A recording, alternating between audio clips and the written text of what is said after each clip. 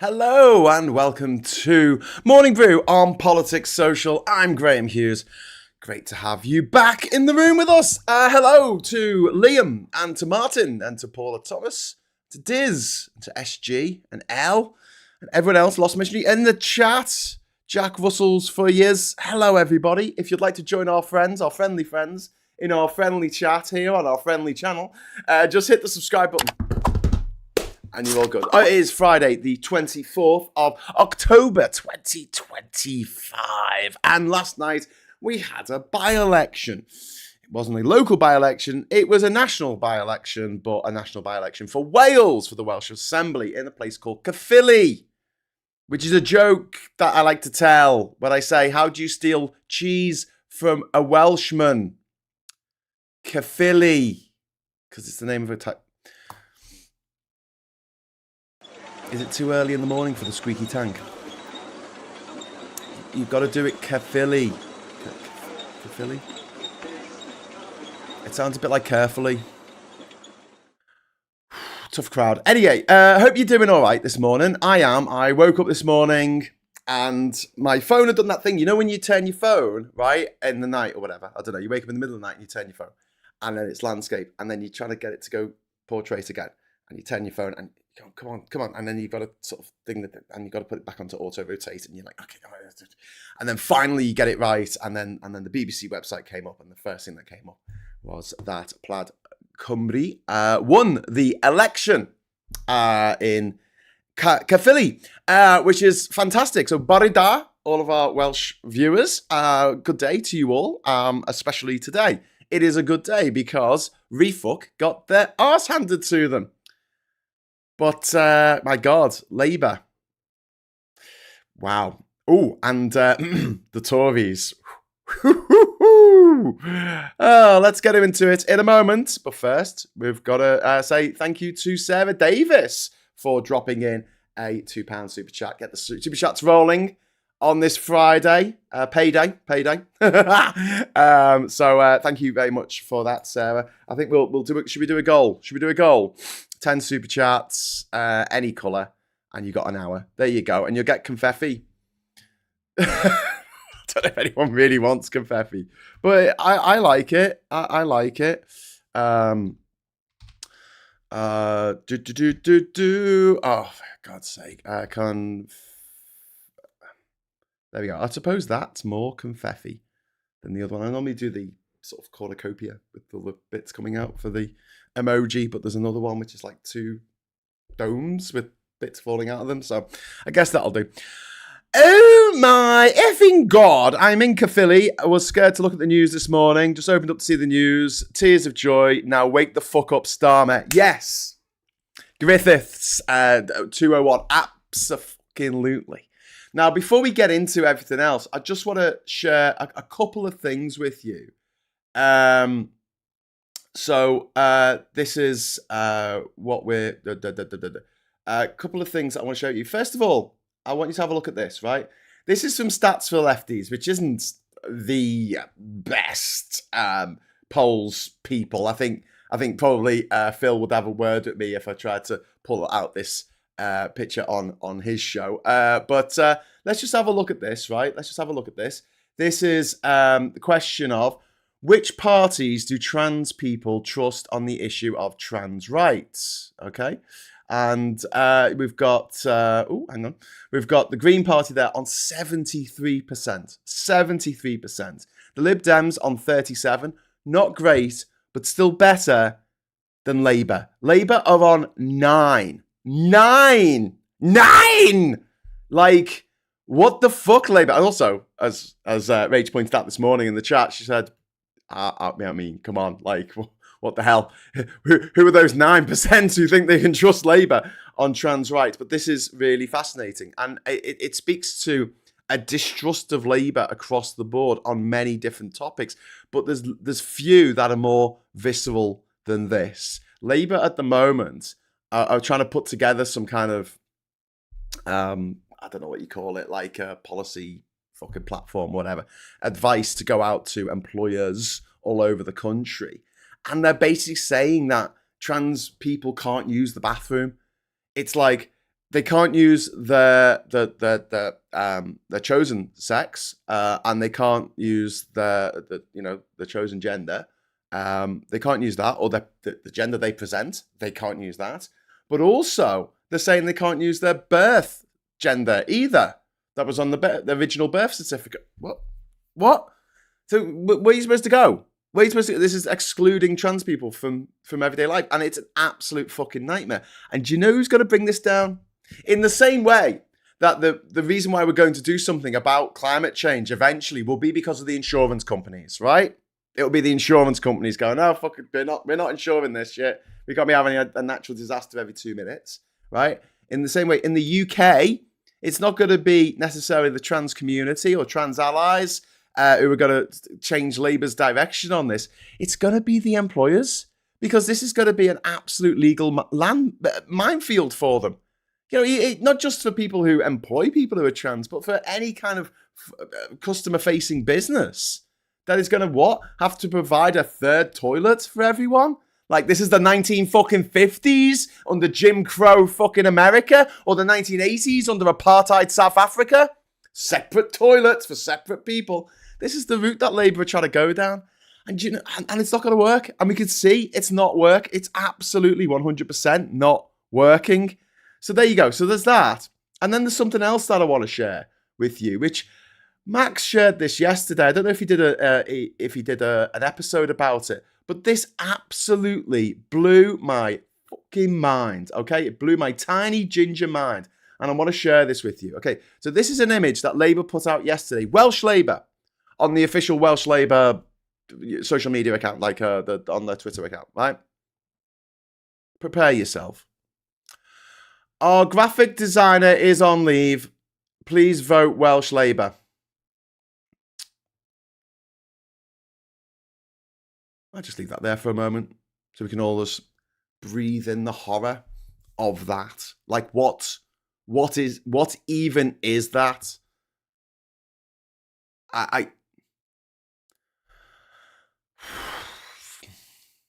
It's not looking good, is it? So, yeah, we're grim times for Labour. But yesterday, me and Mike Dix, over the last 3 days actually, we have put together this opening sequence to the show that we're doing, that we're going to start in a week or so's time, and it is just 16 seconds of pure delight. But it's an animation, right? And it's in 8K, and it looks fucking amazing. Like, it looks insanely professionally done.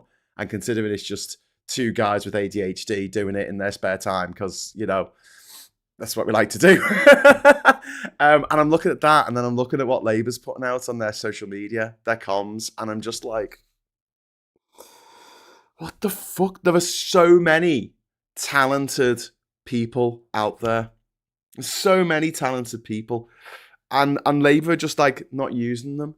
I read an article on the BBC. It was about the 20th anniversary of the release of Bet You Look Good on the Dance Floor, and the story behind the woman on the cover, the girl on the cover at the time. She was only 16.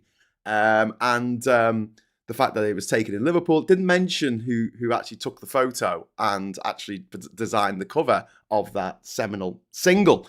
And it was actually Scott Jones, who is a mate of mine, and I worked with him in an office in Liverpool. We shared the same office when I was working as a video producer, video director, editor. I shared an office with him, and he designed the rose you see next to Sean's name and blah blah CW, and this rose up here. Sorry, it's backwards for me. There you go. This rose here, yeah, Scott designed that. The same guy who did the design for the Arctic Monkeys and the Klaxons and a bunch of other stuff. Oh, hello! I'm being handed coffee. Oh, a beautiful, beautiful girlfriend. Thank you. Very glamorous. Can't see her. Oh, I'm afraid. Are you going out? Are you going out now? Soon. Give me a kiss before you go. Okay. Give me a kiss. I demand kisses. Chris C says, I don't want to see you kiss your girlfriend.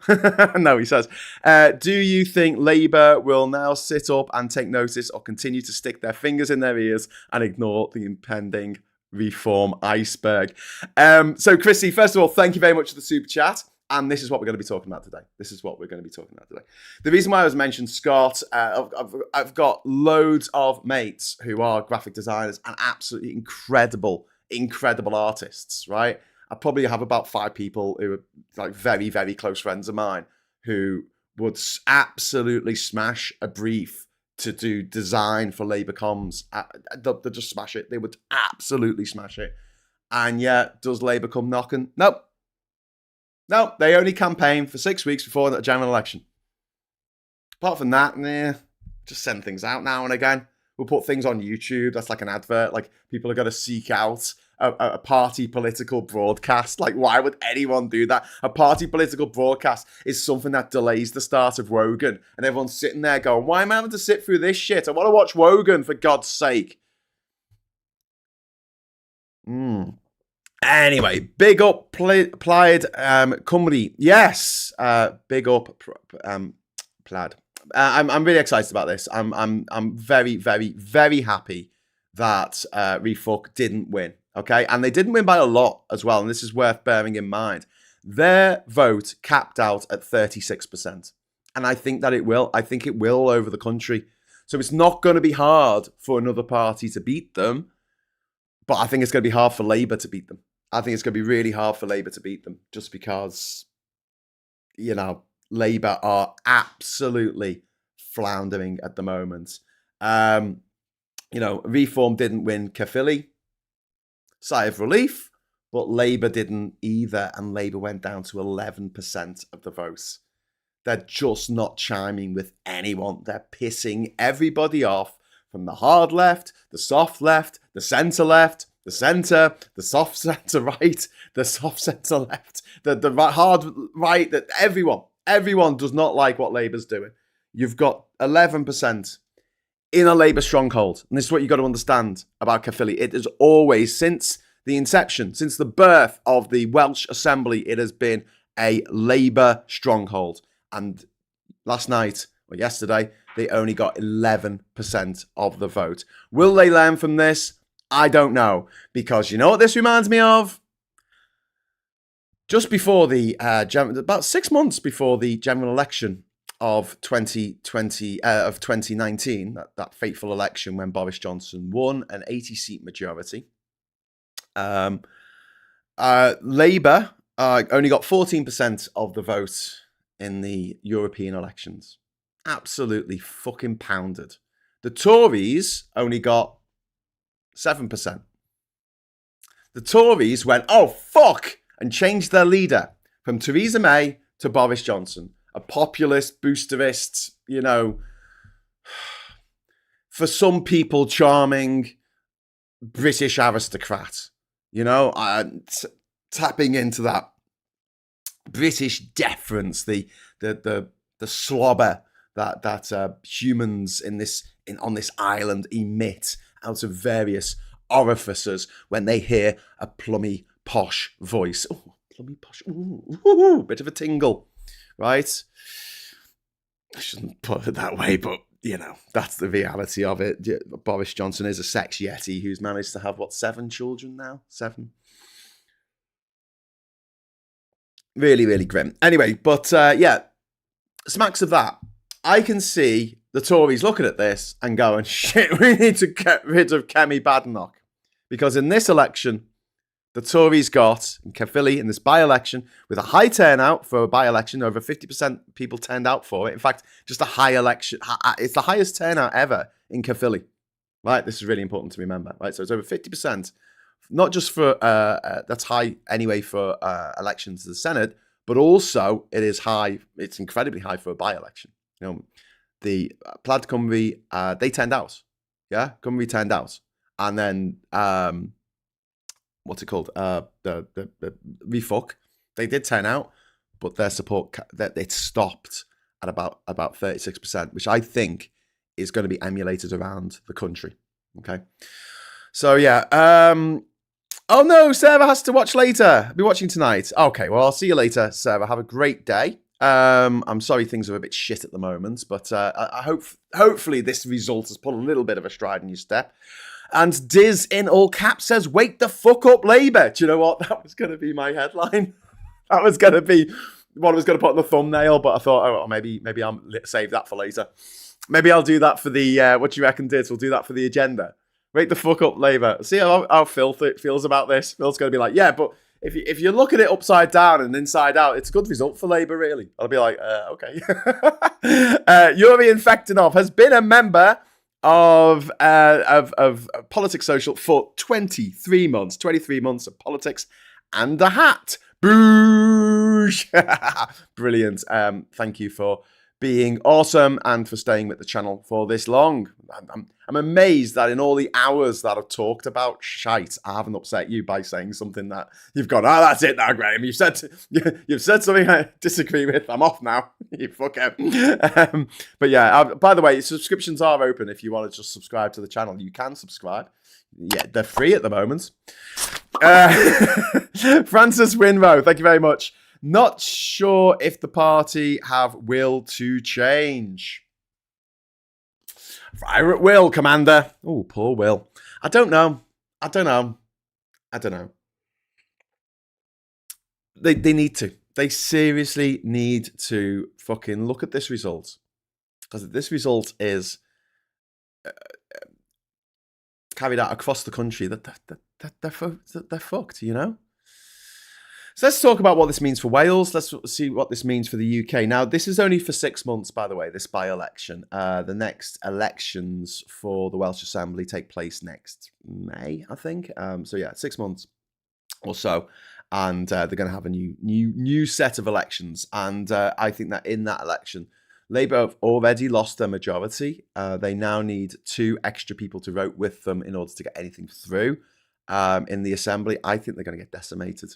I think they're going to get absolutely crushed in Wales, which, considering Wales is, you know, the birthplace of Nye Bevan and the NHS, and, you know, Neil Kinnock, and was Michael Foot from Wales as well? Maybe, I don't know. But, you know, but a bunch of, you know, quite heavyweight Labour politicians and statesmen, I guess, and maybe some stateswomen, but yeah, they're losing it, and that whole point of them losing it is going to be amplified across the United Kingdom when we finally get to a general election, which thankfully is not going to happen for 4 years, but when it does happen, fuck! Resloy, thank you very much for the £5 super chat. Wales and Scotland are always awesome. They know their stuff. They never vote Tory or RefUK. Sadly, the same can't be said for England. Wake up, England. Well, you know, 36% of them did vote for RefUK, and if Labour and the Plaid had you know, split the vote between them and got like, I don't know, 30% each, then RefUK could have won. Don't forget, RefUK's absolutely squeaked it in Runcorn, but I think there's a few factors running against RefUK at the moment. One of the big ones is obviously Nathan Gill, their former leader in Wales, who was working for the Russians, and also Farage's tax affairs and the fact that he's got all these scandals going on that the newspapers choose to ignore. But people are talking about it. You know, it does make a difference. We need to keep banging on about it until people are like, yeah, fuck that guy. You know, people need to understand that Nigel Farage is not on their side. That is our greatest weapon. That is our greatest asset that we can use against RefUK, is that Nigel Farage is an absolute fucking cretin. That's it. Anyway, so this is very much showing Plaid Cymru's path to government in Wales in 2026, and it's also showing what progressives need to learn now, not next year. They need to learn it now. Plaid were on 47.4%. That is mad. That is overwhelming. Considering how many candidates were standing, that is amazing. They almost got 50%. They almost got 1 in 2 votes. RefUK, distant second on 36, and then Labour, a distant third on 11%. Next up with the Conservatives, with just 2%. Greens not really feeling the whole message of Zach Polanski yet, with just 1.5%. The Lib Dems also on 1.5%, and a turnout of 50.4%. Yorin Faktanov, thank you. Labour are hemorrhaging members and voters. I've been a Labour member for over 30 years and I'm switching to Greens. Yeah. People don't have patience. And you can say, well, they'll feel the benefit. People don't have patience for this shit. Labour need to be setting out their stall, making people feel good about themselves. That's what Labour need to do. Number one, right? Make people... Well, number one is ABC, always be campaigning, which Labour just don't seem to understand. They're constantly chasing the newspapers to read nice newspapers. And I'm sorry, but no one reads newspapers anymore. We might have a look at the front covers. That's it. No one under the age of 50 reads a fucking newspaper. End of. They just forget about it. There's a whole cohort of millions and millions of voters who will not see what the front cover of the newspapers say. They just won't see it. I mean, I'm politically active and I don't read a fucking newspaper. I can't be arsed. What's the point? Go to a shop, buy a newspaper. Then you got all the paper to deal with. What do you do with all the paper? It's a big waste of paper. And then Christy says, for fuck's sake, Starmer is quietly abandoning yet another pledge. He is prepared to abandon his 2030 pledge to remove all fossil fuels from the electricity supply, instead opting to build more gas power stations. Yeah, Chris, the reason for that is because they can't have the power, they can't have the cost of electricity going up for people. So what they need to do is bring in either regional pricing or bite the bullet and uncouple gas from the cost of the rest of electricity. If you are getting your majority of your electricity from renewables, which costs fuck all to generate, once the things are in place, which they are, they've already made their money because every unit of electricity they create, the companies that own the wind farms and the solar panel farms, the energy they create, they're getting way above market rate for that because they're getting the market rate for gas, which has to be put in a container ship, cooled down to minus 200 degrees centigrade, Celsius, or something, I don't know, and then brought over here on a ship.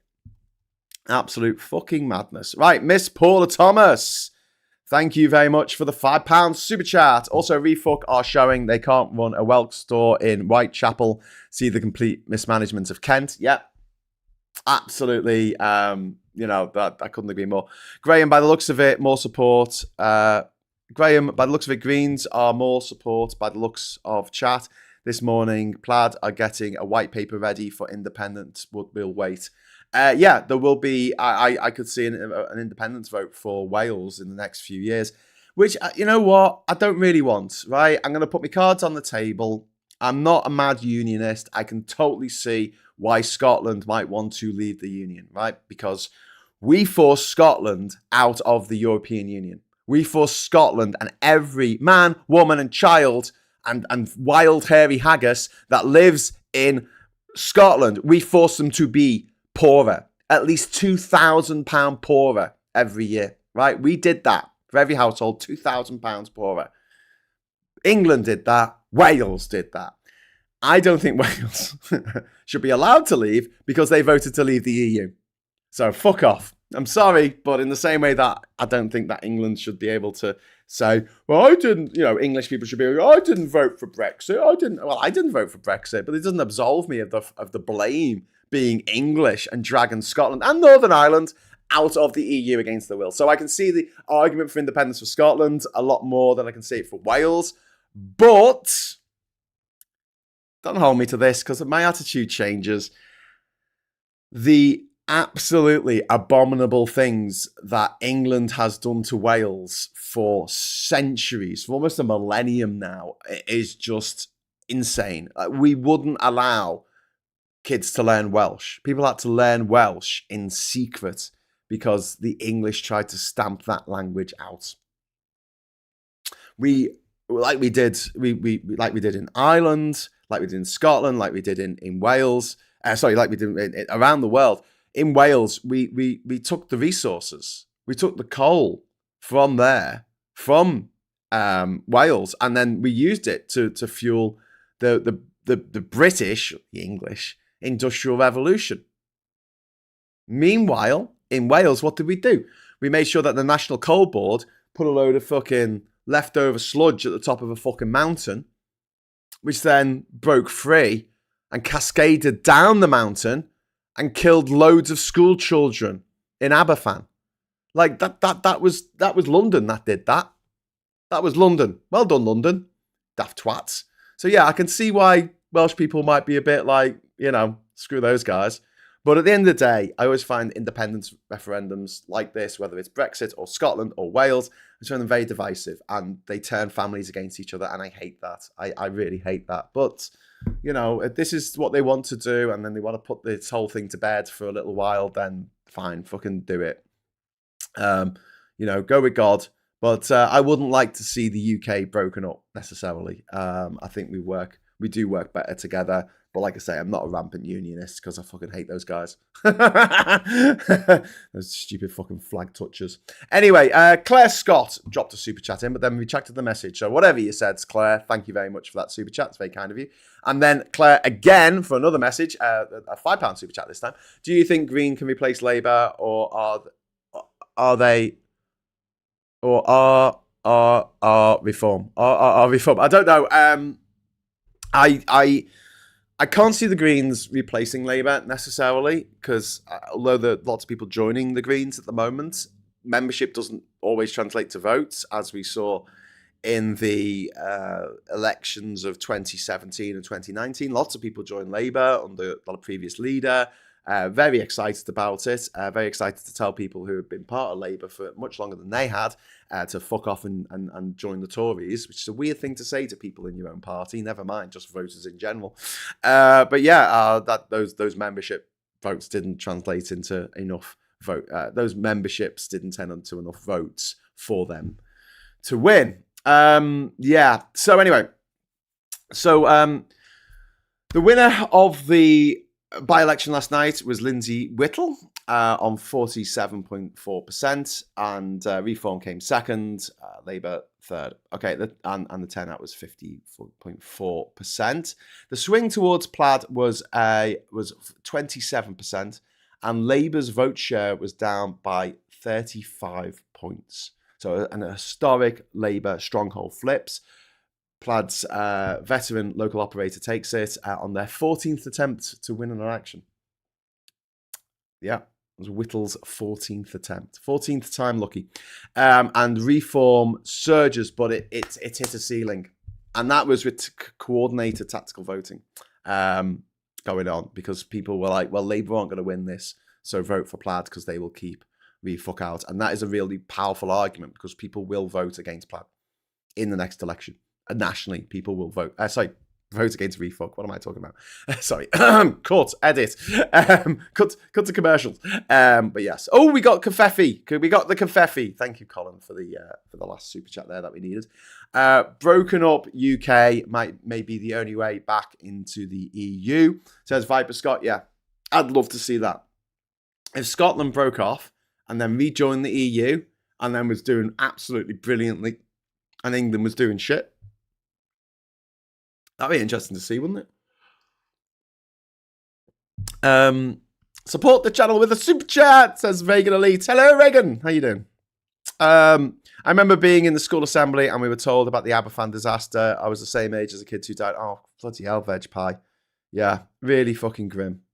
It was overwhelmingly the anglicised indigenous Welsh who clinched the Brexit vote in Wales. That is true for some shook, but I do know some Welsh people who voted for it as well. So, I'm not going to let everyone off the hook. Scott, who designed our beautiful rose design on our channel here, he's Welsh. He's a Welshie. But lives in Liverpool. I'm too white. Graham so white.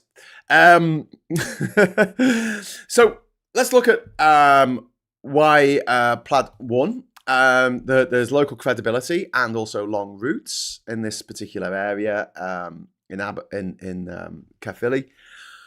Lindsay Whittle is a known quantity with decades in local government, trust and name recognition, and that sort of name recognition matters a lot in an election such as this. I mean, by-elections are interesting because they're usually like it's an excuse to give the government a kicking. Whatever government is in, they generally lose the by-election. But like Labour has evaporated its goodwill so quickly, so fucking quickly. It's kind of painful. Paula, thank you very much for the £10 super chat. It's very kind of you. Welsh pronunciation tips. F is pronounced like F. So dida is pronounced like the th in the. So F is pronounced like f. Okay. Is pronounced like F. I don't understand, Paula. You're gonna have to tell me what word you're. Say F is pronounced like, and then give me an example of how it's pronounced in a word. DD is pronounced like the th in the, and TH is pronounced like the TH in width. The with on the vine. With I don't know. I know that you is pronounced I. So in movies, when people say, we're not so different, you and I, especially in Welsh, my favourite joke. It's a shit one, but it's my favourite. I thought I was pronounced V. Well, L was pronounced V. Double L is pronounced like Llandudno. Llandudno, not Landudno. Right. Okay, moving on. It's funny though, like some English people get very upset about Welsh spellings, don't they? Because like the letters don't mean the same. They don't produce the same sounds in Welsh or in Irish or in fucking Spanish that they do in English, and they're like, I don't understand. Why does this G make a different sound than a G? I don't know. But like, you know, in English, no fucking letter is ever pronounced the same way. Like you think of like OUGH. That's pronounced what, 7, 8 different ways? OUGH in English. My God. Correction, F is pronounced like V. V. Thank you very much. V. So it's Aberfan, not Aberfan. Okay. Get it. I get it. Aberfan. That makes sense. Where did I go when I was a kid? I used to go around North Wales. So much time. Betsy Cwed. I'm probably saying these terribly badly. I'm sorry if I'm just fucking up the pronunciation. So go through Llangollen. I've been told that Port Merion, where they filmed The Prisoner, is actually pronounced Port Marianne, I think, or something. It's got a different pronunciation when you're pronouncing it in Welsh. But yeah, anyway, so I do like it when you're driving along and it's got Wrexham and it's got the English spelling with an X and then the Welsh spelling, which is like exactly the same, except it doesn't have an X. It's got like a C and an S or something. You'd look at that and you'll say Wrexham. Just ditch the English spelling. It's fine. It's fine. And I know what it is. It's fine. Yeah. I need to go outside the shops. I don't want to, says Pygmalion. Is it a bit wild and woolly where you are? We had a storm yesterday, didn't we? Welsh has been scientifically proven easier for children to learn than English. Once you know the alphabet, it doesn't change like English letters can. Yeah, it's phonetic. Same as Spanish. Spanish is a phonetic, right? But because English is a fucking weird mishmash of Germanic, Romantic, Greek for some reason when it comes to scientific definitions. Loads of different mad pronunciations for loads of different things, but there's no consistency in English whatsoever. But then again, I think that's what makes English quite an interesting language, because it is such a magpie. It is a world language with stolen words from all over the world that we use in our everyday vocabulary, and we just chop and change whether which word root we use. It'll be a mess if Scotland and Wales language route. Sorry, it'll be a mess if Scotland and Wales split up and rejoin the EU, leaving England as the only place outside the EU, probably run by Farage. There would have to be land border walls. Yeah, there would be. So the take home is Welsh is not using the English language, but is using Latin letters. Yes, it's not just that, Graham. Kids did learn Welsh from their parents, then they were beaten for speaking it at school, causing shame and meaning they didn't pass it on to their own kids. Says Piano. Yeah, you're absolutely right. Like the shit, the British, the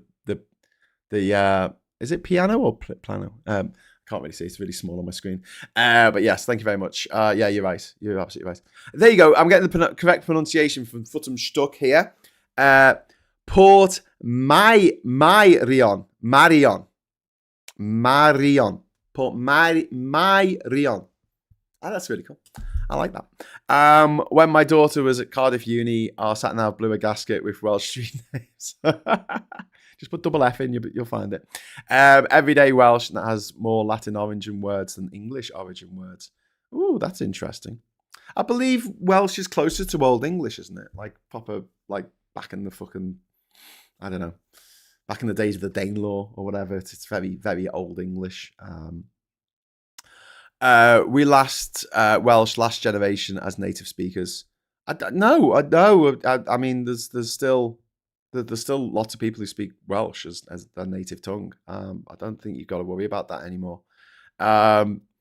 And then Beth says, I'm really happy this morning. I'm hoping that this is the early start to Wales returning more Plaid MPs and eventually independence. What a wonderful morning to be Welsh. No, that's from Beth. Yeah, good on you. I mean, good on Plaid. I mean, I think they did really fucking well. So, local, known, embedded, responsive, elected politician, elected representatives beat sort of, this sort of new brand and national noise of RefUK. And this is when local issues really come to the fore when people go and vote, because they're like, if you know the person, if that person's knocked on your door or you know them, you've met them or whatever, you're much more likely to vote for them rather than someone who's just been parachuted in to a known safe seat. Plaid framed itself as both a local alternative and the strongest anti-RefUK vehicle, giving disillusioned Labour and Lib Dem Green voters somewhere to go without holding their nose. And there was volunteers. There was a really good ground game that Plaid played, especially with young people. And there was targeted messages that went out to people that really resonated through the community in Caerphilly. The refresh rate isn't working very well on my camera. That's annoying me. I don't know why that's happening. I think maybe am I using too much of the CPU? Yeah, I'm using 30.8% of the CPU on this desktop PC, on this big fuck off desktop to gaming PC that Phil gave me. That's kind of mad. Shouldn't be using that much, but never mind. Anyway, so so there was a lot of opposition in Caerphilly to the divisive messaging of RefUK. The RefUK's immigration-heavy pitched, galvanised an anti-reform mobilisation, and communities, including Ukrainians, pushed back locally. And I would like, this is not a community that's really affected by immigration in the way that you might find somewhere like down south. But the thing is, this is the immigration paradox. The more immigrants that you have generally in a given area, the more tolerant towards immigrants that area is. And the fewer immigrants that they have, like in Lincolnshire, the least tolerant places in this country are some of the most white places in the country, because it's the fear of immigrants that, freaks people out. We've got to, we've got to look at, we've got to underscore how backlash to Welsh policies can concentrate the progressive vote behind the best place challenger, which is going to happen in the next general election. You can see a lot of people voting tactically and not necessarily for Labour. The reform came second. Big share of the votes, 36%, but no seat. 36% is huge growth from 2021 when they just got 1.7%. But it's not enough against consolidated tactical voting. And more to the point, high intensity and fragmented opposition can win councils in head-to-heads. But in head-to-heads, like tactical voting, absolutely snookers reform every time, because reforms, but polling, we keep seeing it capping out at around 35%. That's it. 1 in 3 people are fucking small-minded dickhead racists. What are you going to do? 50% of people are below average intelligence. What are you saying? Where did you pull that out from? How dare you? How very dare you? But yes, in these cases, the sort of the national reform branding and Farage media presence lift the baseline support, but the lack of local knowledge, local depth, local integration shows at the count. And Farage wasn't at the count. I guess they guessed it, that they weren't going to. I mean, despite their sort of bluster, they knew they weren't going to win. And this putting us on a national backdrop. UK polling puts reform competitively nationally against Labour and definitely against the Conservatives. In snapshots of like, who would you vote for tomorrow if you take the don't knows out? But the translation into seats depends on local dynamics. It really does. And tactical anti-reform blocks. And the groundswell of hatred for Nigel Farage and what he's done to this country, the whole country, all 4 nations of it. Well, 3.5. Sorry, Northern Ireland. But yeah, that's pissed a lot of people off. Nigel Farage has fucked a load of people's lives, and everyone else who was involved in getting us to vote for fucking Brexit is out the picture now. It's just Farage and Tice who are left, and that's And also we need to talk about Labour's collapse. Like Labour down from around 35 points to 11. They're down by 35 points, to 11. So they were getting like 46, 47% in previous elections, which is what Plaid got in this election. It's one of the worst Senedd by-elections. This is not normal midterm drift. It really isn't.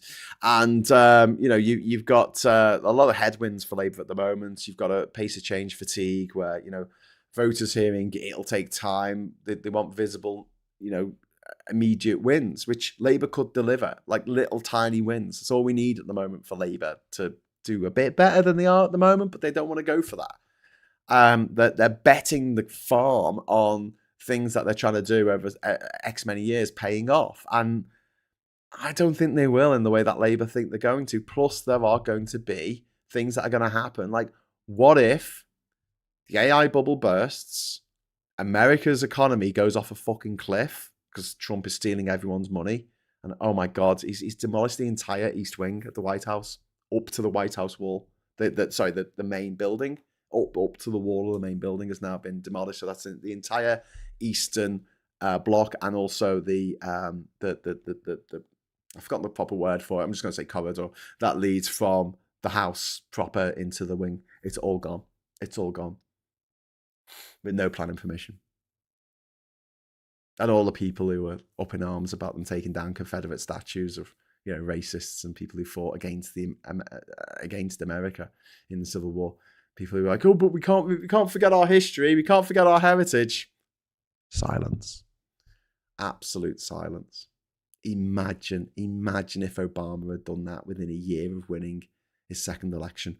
Right, chaps, we're gonna get rid of this whole wing of the White House. Could you imagine what the tabloids would be doing, what Fox News would be doing, what all the right-wing pundits would be doing, what they'll be saying?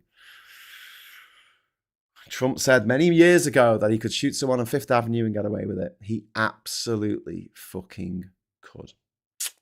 So anyway, after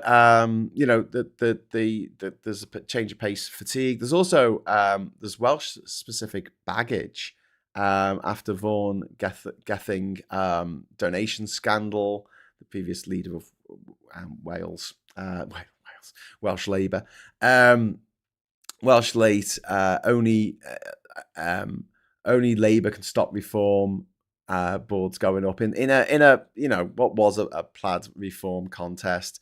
The cognitive dissonance that repelled voters and floating voters and demotivated the base. Their ground game wasn't particularly good. I think they just kind of gave up. Labour voters lent their vote to Plaid to block reform, and that squeeze on the Labour vote got them down to 11%. 11%. This is the government. This is the party of government at the moment. That is pretty shocking. That is pretty shocking. And this managerial competence later versus change now.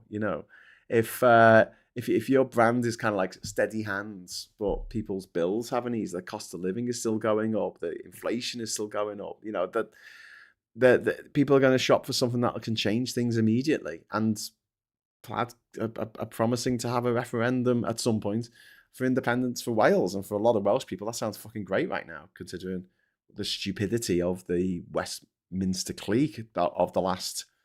I want to say 15 years, but I'm just gonna say 50 fucking years.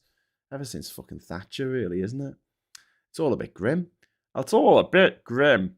So yes. So the tactical voting engine worked really well in Caerphilly. You know, the high turnout.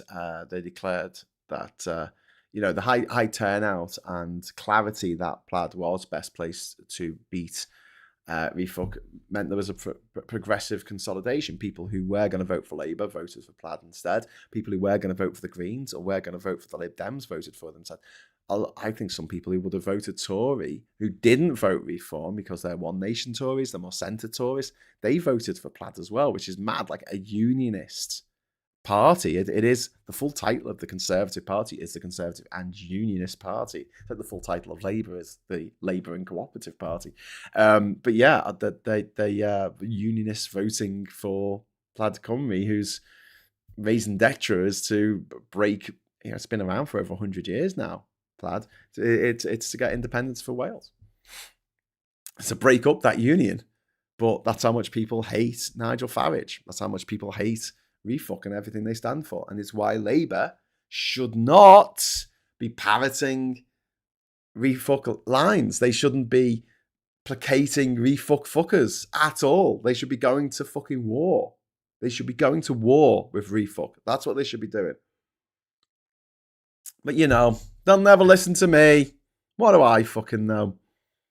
I'm just busy making these amazing 8K animations while they're putting out fucking scribbles and making a joke. It's a thing on the internet now.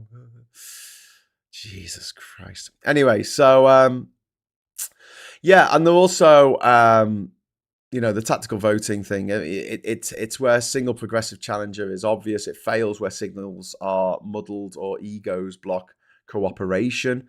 And that's something that is going to happen a lot, I think, in the next election, because Labour aren't going to allow themselves to be sidelined literally fucking everywhere, are they? But in some places where the Lib Dems are best poised to beat RefUK, or if the Greens are, or even dare I say it, even if the Tories are poised to beat RefUK, then that'll be it'll have to be the tactical vote. We're gonna have some serious conversations with the people who run the tactical voting websites that are moving forward and stuff. But I mean, Nigel Farage will destroy this country. And some of you might think, well, considering everything this country's done, maybe it deserves to be destroyed. But this is our lives. This is not just our futures, but our children's futures and our grandchildren's futures. And we're stuck here now. Because of Farage, we're stuck in this fucking shithole. We're fucking stuck on this fucking rock in the fucking Atlantic, and we can't leave. We can't go and live easily anywhere else in our continent like we used to be able to. He still can. He still can. His children still can. Yours can't. I fucking hate him so much.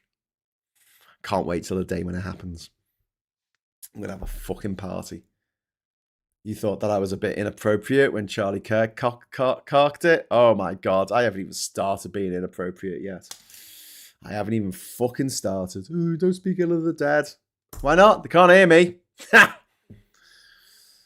Anyway, so what this means for the 2026 Senedd elections, well, this is Plaid's pathway with momentum and the Labour down to a minority in the Senedd. Plaid can plausibly lead or co-lead government post-2026 under the new electoral system that's coming in next year, which is going to be list PR.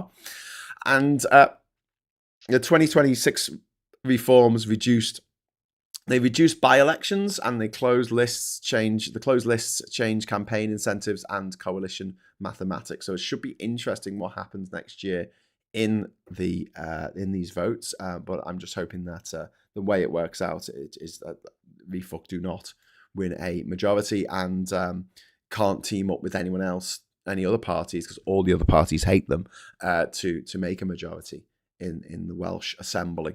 This is what can Labour do? They need to accelerate visible delivery. They need to align Welsh and UK messaging. They need to repair trust, which they've lost a lot of, as you saw with those stats, that I showed about who trusts them over trans rights. Nobody. They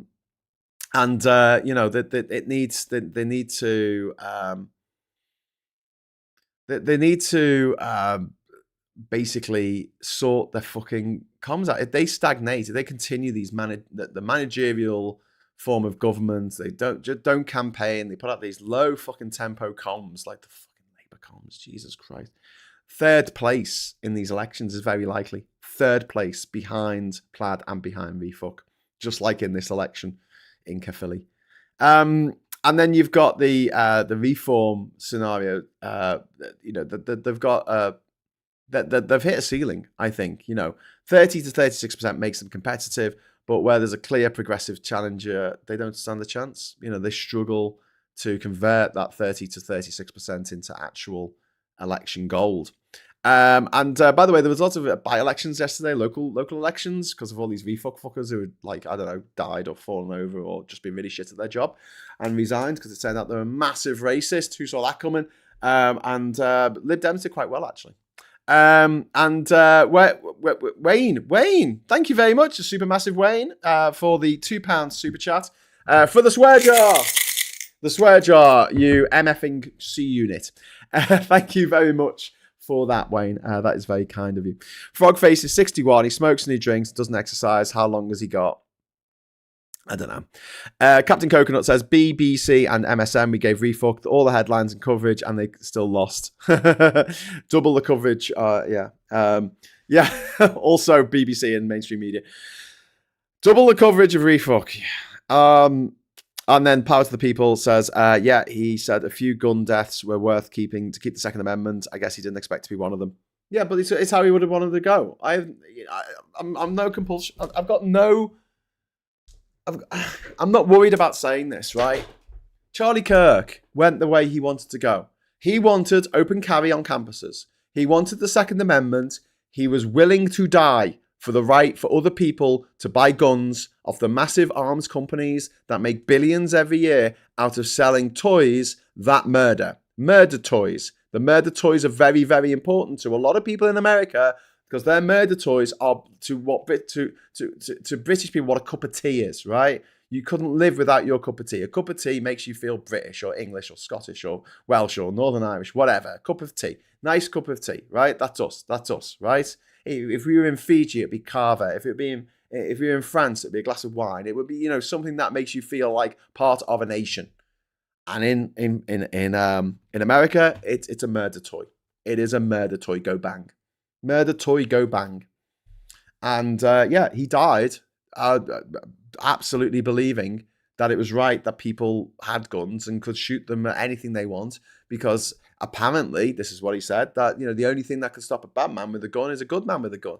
And that's not true because you can't stop a bullet because it's going faster than the speed of sound. That's what the bang is. It's the bullet breaking the sound barrier. Yeah. Which is why whenever you see in movies when they put a silencer on a gun and they shoot and it just goes, yeah, no. Bullets never go. I think in Under Siege, Steven Seagal uses a plastic bottle as a silencer. He puts like a plastic bottle on the end of a gun and it just goes. No. Guns are fucking loud. Like, I see so many films where people are just shooting guns everywhere. And I'm like, you'd all be deaf. You'd all be absolutely deaf. You need to wear, when you see people training at gun ranges, like the police and stuff, they always wear ear defenders. There's a reason for that. Because guns are fucking loud. And they'll shatter your eardrums. Loads of soldiers get fucked by, being in part of a firefight, an impromptu firefight, and they've not had time to put earplugs in. And it's fucked them for life. Like they've become deaf in one ear because that was the side that their mate was firing a gun from. Yeah, but you know, he died like he wanted to die. That's the way he wanted to go, and that's the way I see it. Charlie Kirk's rhetoric empowered the fundamentalist Christian nationalists. Yeah, and he was taken out by one of his own as well, who didn't think that he was right wing enough. Don't forget, this should be the last ever election in Wales. That was the first past the post, not including the generals. We move to PR next year, says Beth. Yes, I just mentioned that, yeah. In the past, Graham, we fought fascism on the street. It seems now we have to fight them at the ballot box, which is better than before. Less black eyes, says Captain Coconut. Yeah, indeed. I always like the fact that my great-granddad was actually in Liverpool on the day that Oswald Mosley came to Queen's Drive in Liverpool. If you know Liverpool well, you know where the Walton flyover is. It was near there, near Allsop School. That's where he was, and he got on top of a van or something to make a speech. And the crowd threw stones at him, and he ended up in A&E. Well, not they had A&E back then in the 1930s or whatever the fuck it was called, but he ended up in hospital with a big bandage on his fucking head. I'll take that, Oswald Mosley. Farage's fucking, spirit fucking animal. So, where are we? Town says, bye peeps, I'm off out for the day. Oh, have a great day, Town. Have a great day. Mosley fled to France. Yeah, Vichy France. Yeah, so that was talking about the 2026 election, and basically, if I can't see RefUK doing better than this. So even if Labour don't book up their fucking act, right? Get their shit together. Get all their shit together. Put it in a museum. Put it in a backpack if they have to, right? Get all their shit. Get it together. Yeah. Even if they don't, I'm going to make a little prediction here that I think that if tactical voting comes into its own, right? I can't see RefUK actually getting a majority in the next election. I just can't. People hate them. People fucking hate them. They have a visceral hatred for Nigel Farage, quite rightly, because he's a scumbag. He's an absolute fucking scumbag who wants to destroy this country. He hates this country and everyone who lives in it. All he wants to do is make loads of money and live the rest of his life in Dubai or in California or somewhere. Probably Texas, actually, in him. But yeah, so what Labour need to do, this week, this month, next 100 days, they need to own the defeat publicly. Not stop the blame game. It looks kind of evasive. Name 3 quick wins in Wales with visible timelines, e.g., targeted NHS waiting time, getting that down to fucking 0. It's a big ask, but it's something that they could do. I mean, if it didn't put a sort of war footing to try and get these waiting lists down. The youth transit concession expansion, local housing repair blitz with weekly dashboards, things like that to show what they're actually getting done. And they need to say, we've heard you, and here's what changes we're going to make by Christmas. Here's what we're going to do by Easter, by the beginning of April. And have time boxed deliverables, not just vibes, not just like, oh yeah, in the future it'll be better, in the future it'll be cool, people don't live in the future. If you've got ADHD like me, the future means nothing. Tomorrow, time means nothing. Yesterday could be 20 years ago. I don't know. My brain has a weird temporal system. I don't know why. I just do. But a bit of a weird thing, which I want to try out this in a scientific setting, right? I can nap at any time, any place, anywhere. It's my shit X-Men-like power. Okay, so all the others are fighting Magneto. They say, quick, Graham, use your super special power in the middle of this battle where all these bombs are going off and explosions and sky beams and stuff. And I fall asleep. That's what I'll do. I'll fall asleep. I'm really good at it, right? I'm really good at falling asleep. Anytime, any place, anywhere. But what I can do, I'm going to set my alarm on my phone, a countdown to like 30 minutes or 28 minutes or 37 minutes or 45 minutes or 52 minutes, whatever it is, right? I'll set that, right? And I'll put it next to me and I'll fall asleep.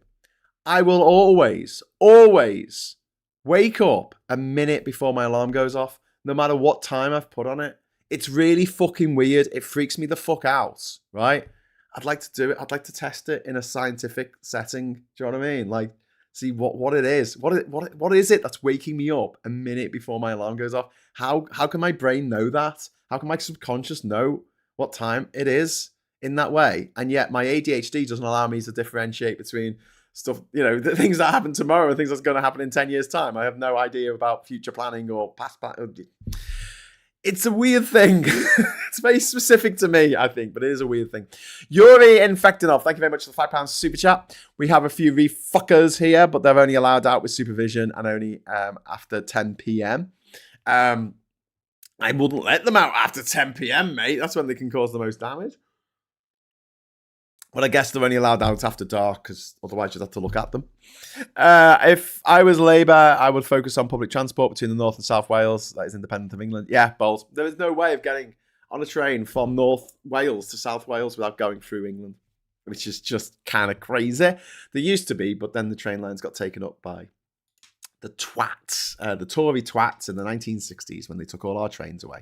The bastards, because they don't know how to create anything. They only know how to destroy. Mr. Tis says, grew up in North Wales and we had nothing to do with South Wales. Look towards Northwest England, Chester, Liverpool, Manchester, our big cities. Yeah. Well, that was because of the transport more than anything else.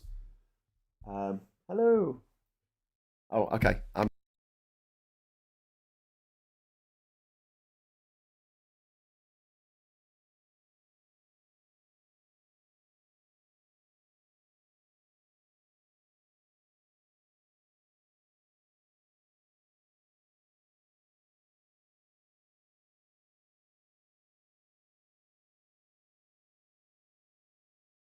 Okay.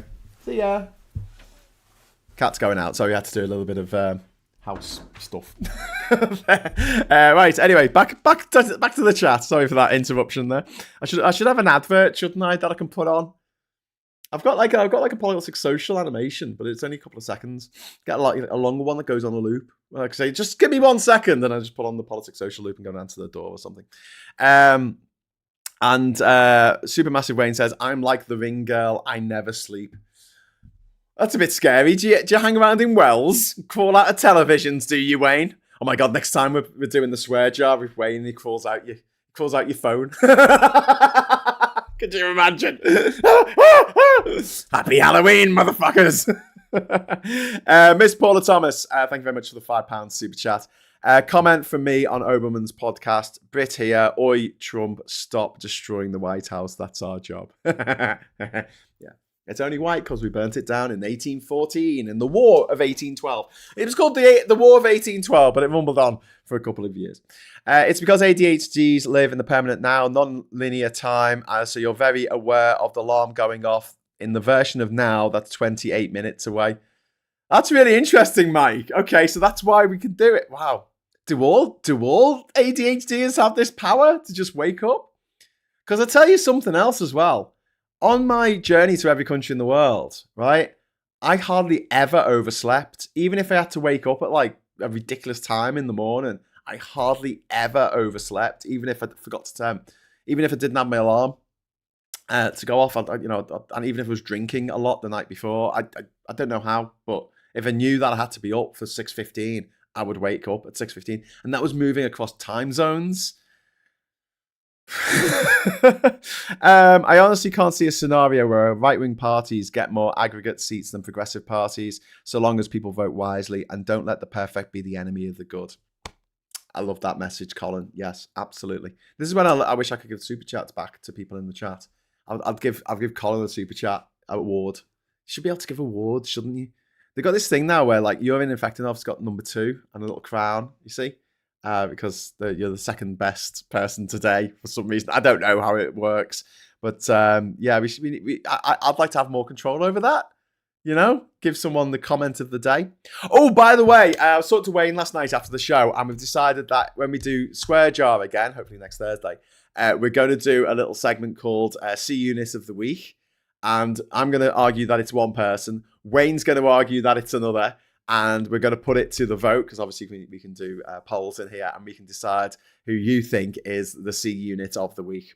Although we're actually going to use the actual real word to describe them. So I've got to make a little aid-style pop-up animation to go, doodle-a-doo, cut of the week, cut of the week, Good of the week. It's got to be great. Do you know concept of being ADHD brain would have been the hunter back in the caveman days, says Beth. Yeah. One of the things that ADHD people do, right?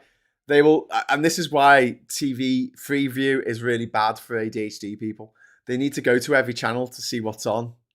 And it's a bit like your cave people, like surveying the horizon to see everything. They need to know from there all the way to there where the things to catch are and where the predators are that might come and get us. And ADHD people were always handy because, in the same way that autistic people were always handy, because it's something that has been a gene that has been passed down.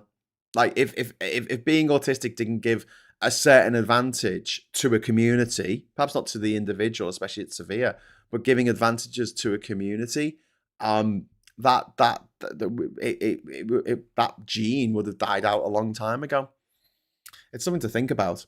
But the War of 1812 only happened because the French were being boring. Americans, they will never understand how little people cared about them. Oh, because the French were being boring. Yeah, it only happened because the French were being boring. Yeah, well, the War of Independence was a proxy war between the English and the French. The French trying to get their own back for losing the 7-Year War earlier in the same century when they lost Canada. In fact, they swapped Canada. They didn't lose it. They gave it up. They gave it up, Canada. Yeah, that's right, my friends. My Quebecois friends. They didn't want you. Because at the time, the English had taken the Caribbean island, the Guadeloupe. And the French really wanted Guadeloupe back. And the English said, well, okay, you can have it back. But, and it's a big but. I like big buts. I cannot lie. You're going to have to give us that bit of Canada that you got. You know, Quebec, that place, yeah? You have to get that to us. And the French were like, okay. And they did. They gave control of that part of Canada to the English. And they got Guadeloupe back. And when the discussions were happening in France at the time over whether this was a wise thing to do to give up these vast tracts of land in the frozen north of North America, the response was from Voltaire, no less, who cares? It's just a few acres of snow. Anyway, so, you know. Bowl says, now you're telling me my FOMO might be an ADHD symptom. I suspect at some point I'm going to have to pursue an assessment. I'd really recommend it. And like I say, I think I've been a lot more on the ball this year in doing stuff like this, but also just in my personal life. I'm not putting stuff off like I used to. I'm a lot better organised. I'm still disorganised, don't get me wrong, but I'm a lot better organised than I was because I see why I'm doing certain things. I see why I'm not doing that or not doing this, you know, and what's stopping me from doing it. You know, the sort of task paralysis and choice paralysis and that thing. If you got something on at 5 o'clock in the evening, so in the afternoon, and so you can't do anything all day because you're looking forward to that. So, I mean, being able to see that is okay. My brain works differently. I'm not just a C unit. I'm a C unit with ADHD. But yeah, I think that's really, really helped. So I'd recommend it. Even though I've had no medication yet. I haven't started titration yet, but I'm going to. I can't put my clothes away, but I've always known I'll survive a survivable plane crash. My mind is outstanding in an emergency, says Beth. Yeah, that's very common. That's very common with people with ADHD. Very good in an emergency situation. Because the reason sort of clicks in and they're calm and collected. These are people who are never calm and collected in everyday life, but suddenly something major happens and it's like, I know what I need to do, and you go and do it. And that's happened to me. You know, I've been present when there's been car accidents and things like that, and just gone and made sure that everyone's all right, and you know, called the authorities. And I don't see a reason to panic. I don't go, oh my god, I can't even look at this. But yeah, procrastination is the thief of time, says Diz. Yeah, we used to like fighting the French, and then they strengthened their baguettes. French baguettes are great though. The Americans only won the War of Independence because the French jumped in at the last minute. Yeah, that's what I mean. It was a fucking proxy war. Colin says, I never heard of the War of 1812 until I visit Mackinac Island. And don't ask me why the pronunciation is the same as Mackinac. Well, there you go. Yeah, but in Kiribati in the Pacific is not pronounced Kiribati. It's spelt Kiribati, but it's pronounced Kiribati because they pronounce T-I as an S, which makes the spelling of Christmas very interesting in their country. What was this about Christmas? Despite being tired and worn out pretty much all the time, I switch on when my ADHD brain feels I need to. Well, yeah, I mean, just trying to get that. Waking up in the morning, right, and then just checking the news, deciding what I'm going to talk about, and then getting the graphic together, the thumbnail. And sometimes I don't. Sometimes, there's just a default thumbnail when I start the show, but then after the show, I'll do a proper one. Usually. Sometimes I have to go back. Like a week or something. Go, oh shit, I didn't do a thumbnail. I didn't do one for the rabbit hole this week, so I'll go back and do that at some point. Not that I think anyone's going to watch it after the event because we were doing a quiz. But yeah. Diz says, Beth, yes, as a fellow neurospicy, I read that to cheer me up. What was that, Beth? Yeah, the hunter back in the caveman days. And Mr. Tisk, I too always wake up before an alarm, up 7 a.m., tap forehead 7 times before going to sleep. Works. That's a good way of doing it. I hope the meds don't turn you into a RefUK, said David Peacock. Mate, I'd stop taking the meds if that was the case. So anyway, let's finish off talking about Caerphilly. What Labour need to do. They need to also have think about the quality of the candidates. They need to have local roots, and do sort of an audit on that. Replace generic leaflets with ward level issues and measurable pledges. They need to get sort of community coalitions together. They need permanent surgeries with unions, small businesses, civic groups. Why they're not doing this already, I don't know. They need to build trust through cooperation with other groups, with groups that would naturally gravitate towards Labour. They need digital micro-targeting. We've talked about comms a million times, but like explaining how and when improvements arrive, not just we're fixing it, not just being sort of, you can't be fuzzy in this day and age. You've got to give definite things that you're definitely going to do. Like Trump definitely fucking demolished half the White House, but his fanboys fucking love him for that. So you need to pick 5 devolved pain points that Labour are sort of, that people in Wales are worried about, and publish weekly metrics. Celebrate fucking wins, Labour. They need to stop being so fucking tribal as well. They need pragmatic agreements with Plaid and the Greens where reform is competitive, and don't split the anti-reform vote. I don't think they're going to do this. I don't think they're going to listen to me, but that's realistically what they need to do. And they need to move on from this sort of steady hands to steady hands getting stuff done. And I think that whole idea of communicating with the electorate is really, really important. And it's something that Labour are just failing on every fucking metric, on every level. They are failing at doing that. So, and then what progressives need to do, this is Plaid, this is Lib Dems, the Greens. They need to have seat-by-seat clarity, publicly indicate where each party is best placed versus RefUK, and reduce ambiguity that wastes votes. So back in 2019, there was a national by-election for Westminster in Brecon, and the candidate that won was a candidate who stood for the Lib Dems, but they were supported by the Greens and also supported by Plaid. So all 3 parties came together, backed one candidate against Labour, against the Tories, and they won. It was only for 6 months though, because then we had the general election in the December of 2019. I think the Tories won that seat. I don't know. But the point being that I went down to campaign. I went down to deliver leaflets. Also, when I talk about being like open to working with other progressive parties. I've travelled to Wales and hit the streets and delivered leaflets for not just the Lib Dems, but the Greens and Plaid. I'll do the same for the SNP in Scotland in certain places where they're the best people to vote to beat RefUK. Because the SNP and Plaid, okay, their tentpole thing is to break away from the UK eventually. I mean, but these are progressive parties. They are left-wing parties. The SNP were the only party in the last general election making a positive case for immigration that I saw. I believe the Greens did as well, but I didn't hear them. There's the SNP making a very forthright argument for, saying we really like, yeah. Okay, so next up we've got reform. What are we talking about? Oh yeah, what progressives need to do.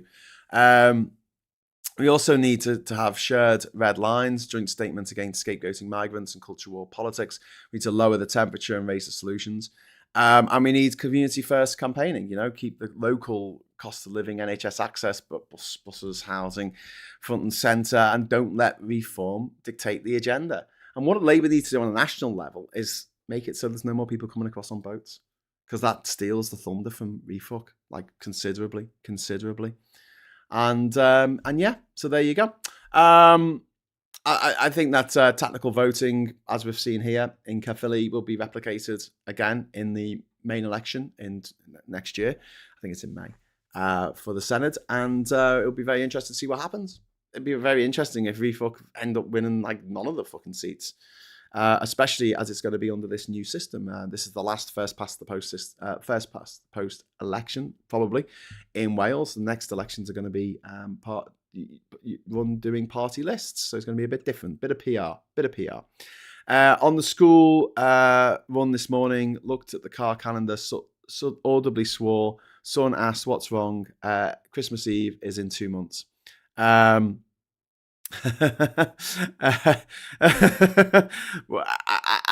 mean, that's not a bad thing, is it?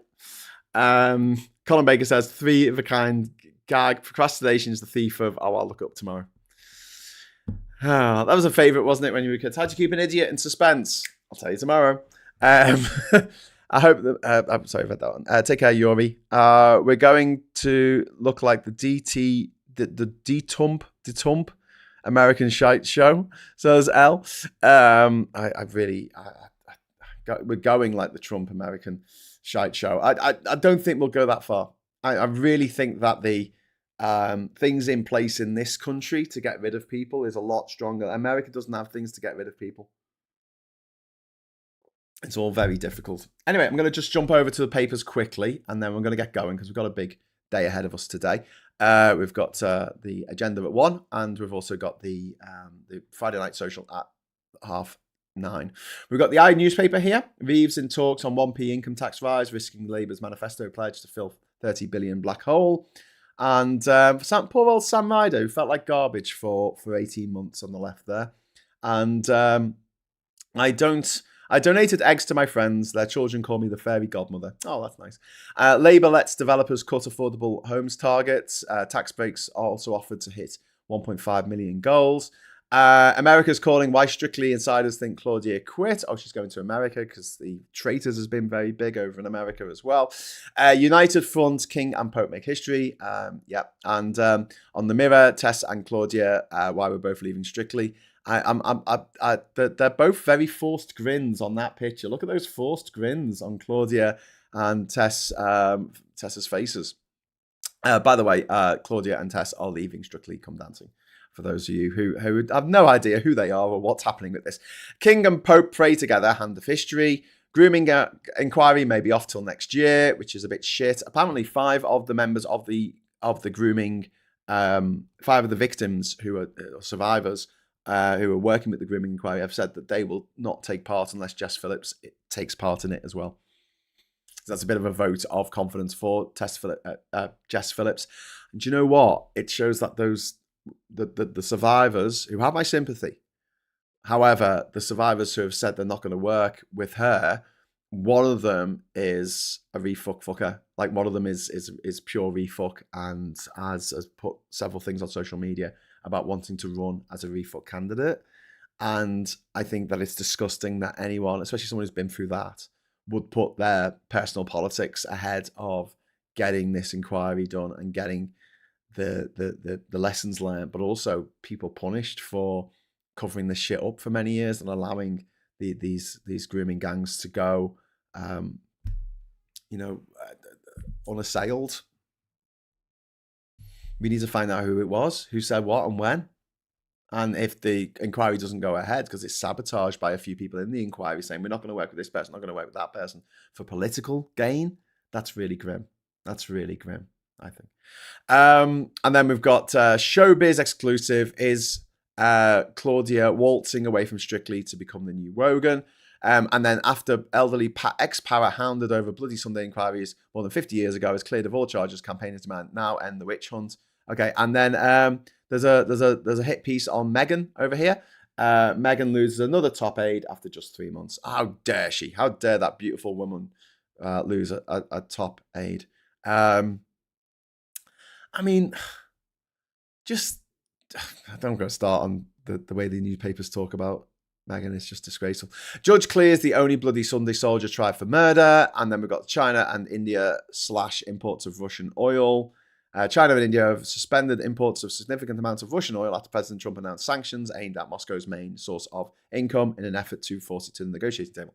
It's actually a good thing. It's actually a good thing. And there's the King and the Pope together, praying together for the first time in 500 years. They've been waiting 500 years to do that. We are strictly done dancing. See what the Daily Express has done there? Very clever. And then we've got Strictly Ballroom, like the movie I watched this week. Zoe tipped to be the new host. Fan-fubby-tastic. We've also got the Daily Telegraph here with Stop the Show trials for veterans. We've also got the King and Pope there in the Sistine Chapel. And then we've got Andrew thinks King wants him to give Royal Lodge to the Queen. What? Andrew thinks King wants him out to give Royal Lodge to Queen. Okay, sorry, I was confused then because like the Queen's dead, but they're talking about Queen Camilla. MOD scrambles to fill $2 billion black hole despite cash boost. And then Streeting blasts BMA. Doctor strike is slap in the face for NHS. Health Secretary attacks unions. Rush to industrial action that flies in the face of patients and most frontline doctors, given 28.9% pay rise last year, and warns the only person to benefit is Nigel Farage. I think that the doctors need to be a bit careful on this one. I don't want the general public turning against doctors and going, oh, greedy bastards, because it is a tough job and they do deserve a good rate of pay for doing that shit job. However, having more industrial action after getting a huge pay rise last year, it does, to the man in the street or the woman in the street, it does seem a bit much so soon. I don't know. And then Shock Strictly exits as co-host announced they're quitting the BBC show. And then Asia refineries weigh curbing Russian oil after US sanctions. Bridge of Faith. Blackstone declares end of era after bumper returns from private credit. Good. I hope Blackstone go fucking bankrupt. And then we've got when I was little, I thought everyone was famous, says Isabella Rossellini. And then we've got Last Dance leaving Strictly. We've got Reeves discussing an increase to income tax in November budget. Booker launches Children's Award, and we won't bow to US pressure, says Putin. And then Quitter Ball. Because they've left the dance show. Right, I'm off. Thank you very much for watching. Thank you very much for joining me this morning on this glad morning with glad tidings that RefUK did not win last night in the in an election that they put their entire election machine behind. They did not win, despite their billions of contributions and all that shit. So it's all good. It's all good. Right, until next time, I'll say thank you so much for watching. And until we meet again, I'll say thanks for the super chats. Thanks for the chat. Thanks for watching. Give us a like on the way out. And hello, good evening, welcome, and goodbye.